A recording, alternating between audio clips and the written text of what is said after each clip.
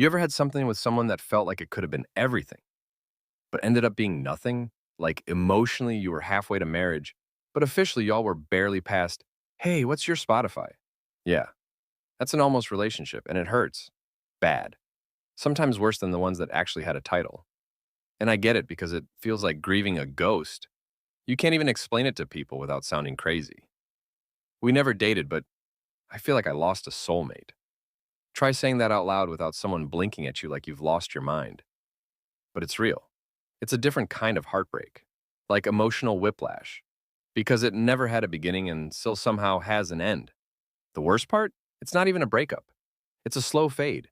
It's unanswered texts, energy shifting, vibes changing like weather.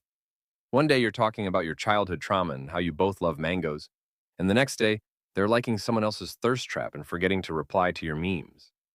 That switch up, that'll mess with your head because they never promised you anything, right?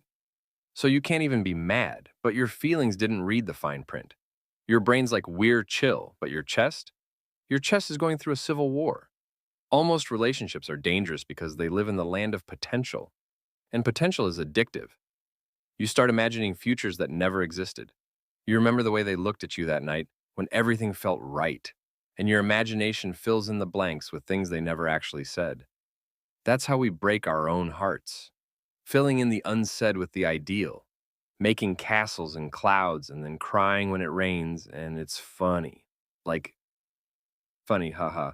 But funny, like, wow, this is emotionally disrespectful to me as a person, because you find yourself defending them, making excuses.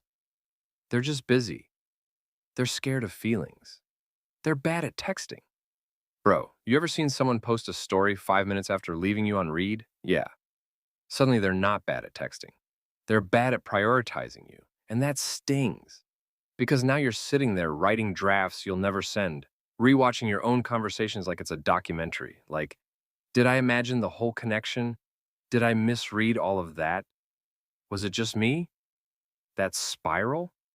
Nasty, hits hard, feels like emotional gaslighting, but self inflicted. And it makes you question your intuition, which sucks. Because now, the next time someone shows interest in you, you hesitate. You don't trust it. You overthink every moment, every message, every silence. Congratulations, you've been romantically jump scared, and it stays with you. Here's the thing, almost relationships usually happen when two people aren't ready at the same time. Like your timing is a broken traffic light. You're green, they're red, you're ready, they're healing.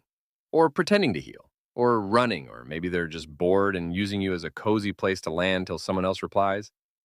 Harsh? Yeah, but we're not lying tonight. And sometimes you knew it, deep down. You saw the red flags, but you painted them beige. You thought you could be the exception. You thought maybe if you just stayed soft, stayed cool, stayed understanding, they'd choose you eventually. They didn't. And that wrecks you. Because now it feels like your kindness was wasted. Like your vulnerability got you nothing but ghosted. And that's brutal. Like, why did I open up? Why did I tell you about the thing I've never told anyone? Why did I let you see that part of me if you were just going to leave? Almost relationships hurt more because they end with questions. Loose ends, no closure, just vibes and confusion. At least with real relationships, you usually get the breakup talk, the it's not you, it's me, the Spotify playlist you avoid for 3 months. With almosts, you get silence, a void, like they just evaporated, and it leaves you stuck. Because how do you move on from something that never technically started? How do you grieve a maybe? A might have been? A late night FaceTime that felt like church? Nobody teaches you how to let go of a hypothetical. So you sit with it, replay the memories, zoom in on screenshots, read too much into typos. You become a detective in a crime that doesn't even exist, looking for meaning in things they never meant. That emoji wasn't a sign. That song wasn't about you. That playlist wasn't your love story. They just liked the vibes. You were assigning poetry to something they saw as a Pinterest board. And don't even get me started on the aftermath. The healing process from an almost is ridiculous.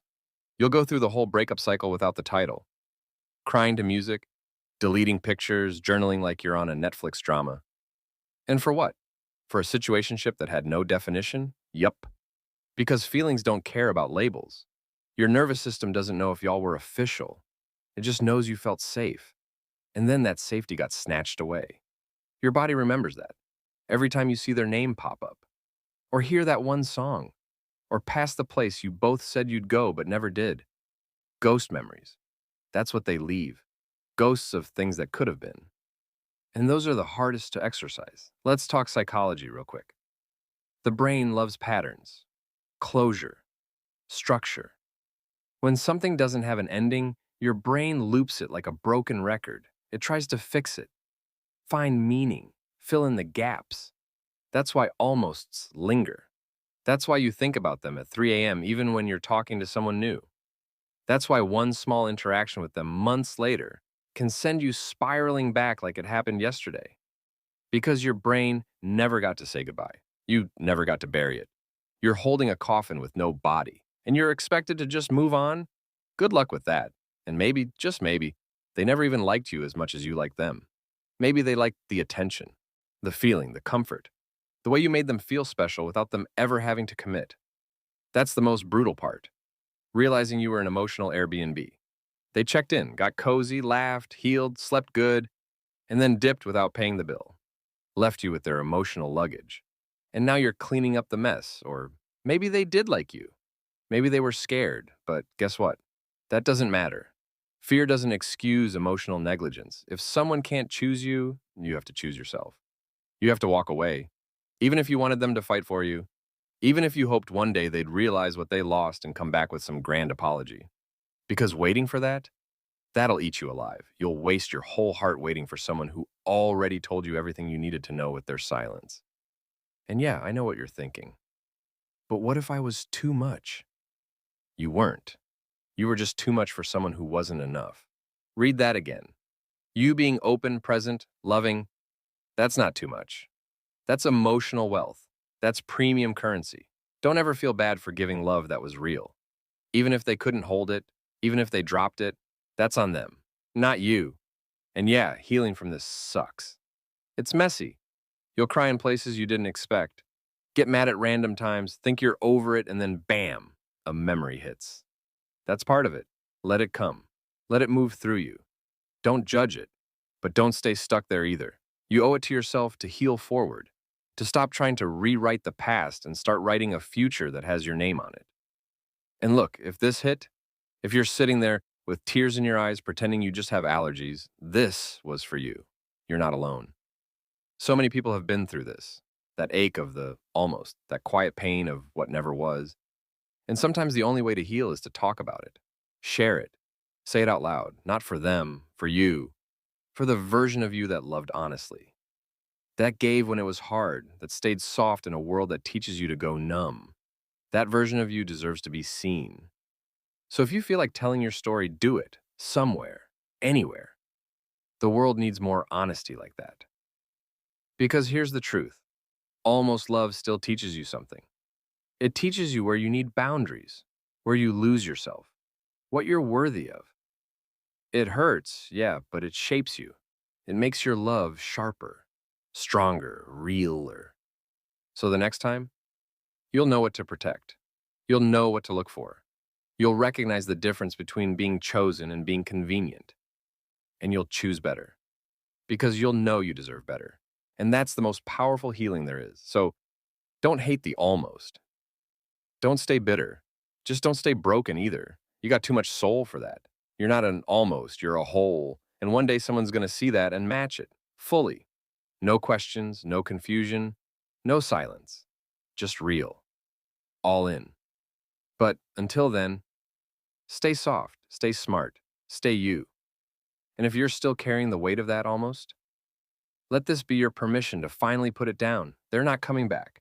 But you're just getting started.